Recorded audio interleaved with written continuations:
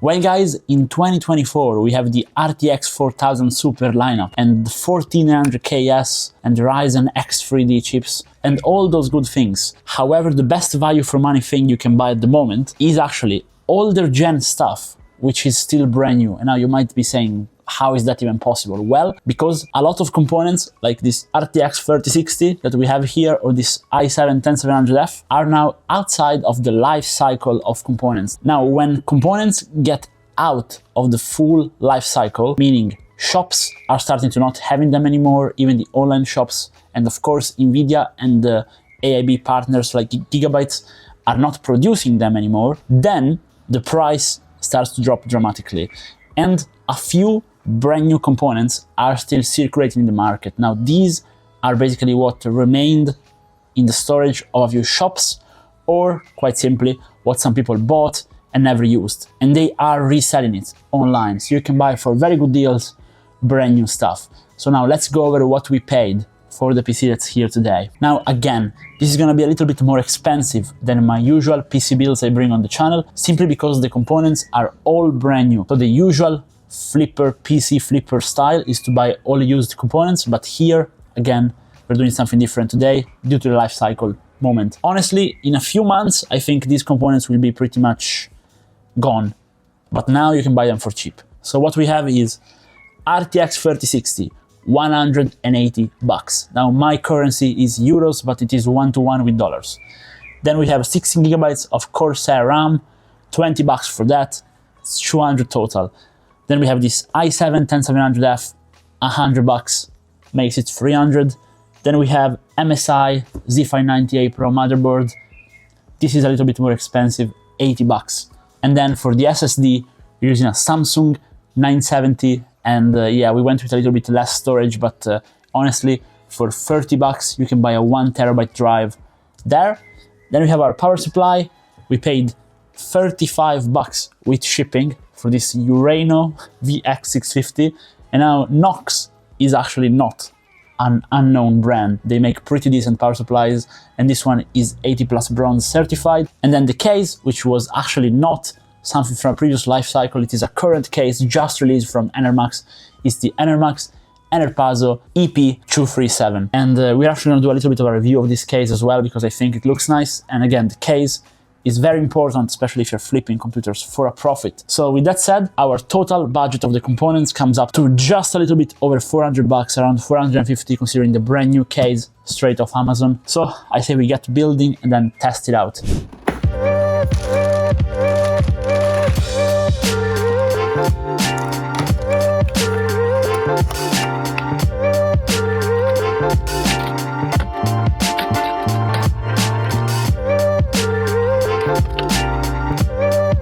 Now for the paste, we're using the gelid, like the Heat Phase Ultra, which we recently covered on the channel, which is the replacement of thermal paste, but today, standard paste.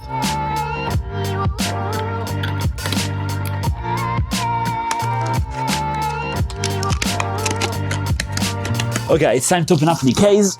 Enermax Enerpazo, let's see. Looks nice already.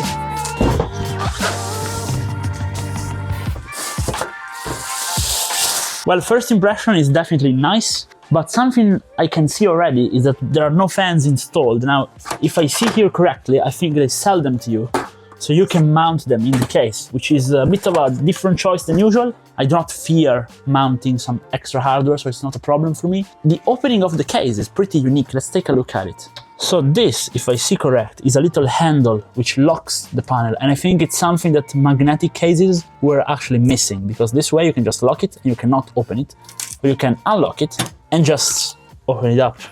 Now the inside is actually really spacious, like better than I was expecting, honestly. And they actually market this case as one of the smallest full-size cases, and I think that's definitely true. So the side panel, we can just slide it off so we don't risk damaging it. Now the front mesh definitely reminds me of something I've seen before in other cases from other brands.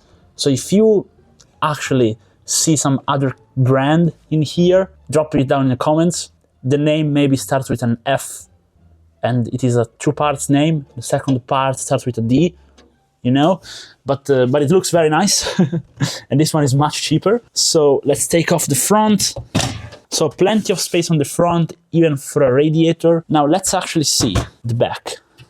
Now, this being a slim case, you don't have that much space for cable management, but it's not too bad on this bottom side. And here we have more fans. Now, this is supposed to be one of the best value cases out there, simply because of the fans. Because if you know how expensive RGB fans are, this alone is like 15 bucks, right? So if we have 4 of it, pre-included, that's basically 60 bucks, which means you're paying the case 10 bucks if you paid 70, which is actually crazy. Crazy good. Also because these are good fans. I mean, they look nice. Again, they remind me of other fans I've seen, but they look very nice.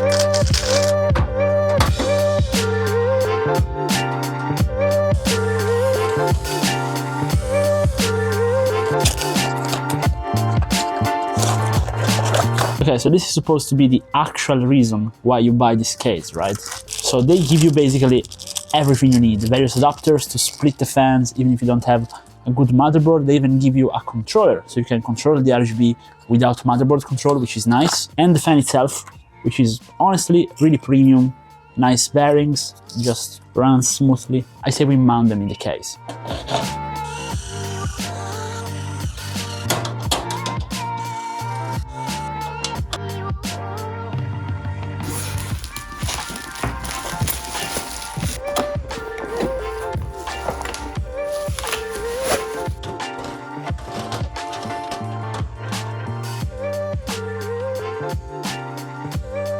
Okay, so our RTX 3060,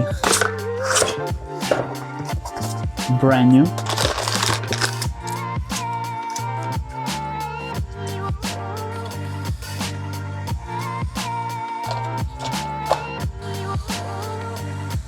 Okay, so the PC is finished. This is the back with the cable management. This is the front, and those are our fans. So I say we just close it up.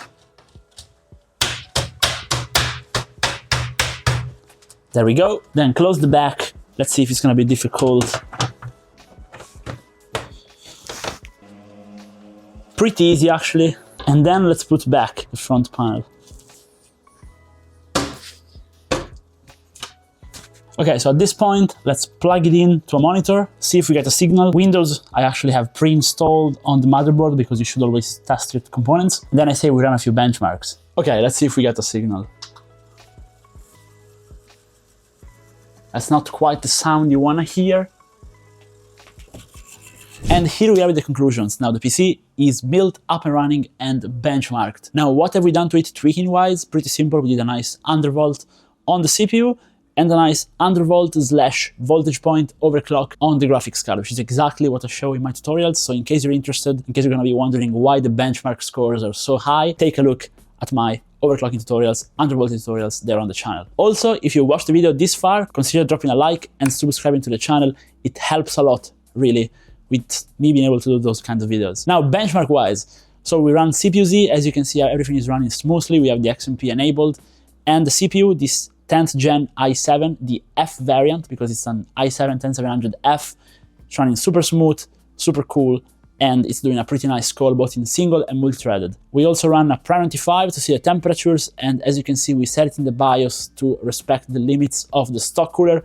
I haven't commented on that much, but the point is, if you undervolt your CPU, you can maintain the same performance you would get on a big air cooler or on a bad all-in-one water cooler, even on the stock cooler, which is what we've done here today. So the CPU is running perfectly fine, but we saved money on the cooler, which helped us to get to the 450 bucks for the whole PC. Now, total system performance, we ran a Firestrike and results is very good. It's close to the world record for this kind of hardware configuration. As you can see, breaking the 20K combined mark, pretty good also in the graphics and physics. And during all of that, temperature is obviously very good. The GPU was basically brand new, so the paste was still decent, even though I have to say RTX 3000 cards were produced at this point 3 years ago. So one might have to consider replacing the thermal paste even though they're brand new, but it wasn't the case this time. So we moved on with the gaming benchmarks and we tested our usual suite, Apex and Warzone, plus a few single player titles. Now, on Apex with this configuration, you can do actually over 200 FPS on average, whereas on Warzone, you are looking at the 144 Hz locked as target range to hit. Now, of course, we're talking about 1080p with competitive settings, which is pretty much low-ish detail, of course. Now, little conclusion on the components and on the case. Well, we have covered quite a bit of those builds on Z790s here on the channel, and I think they are the best value, ranging from the i9, which we've covered in the other budget build on how to build a cheap i9 PC, to the i7, even the 10th gen. The only negative side is you're not going to have PCIe Gen 4, but that's not needed for your graphics card unless you go over a 3080. So with a 3060, no need. And of course, you have to go with a Gen 3 SSD, which is what we've done here today.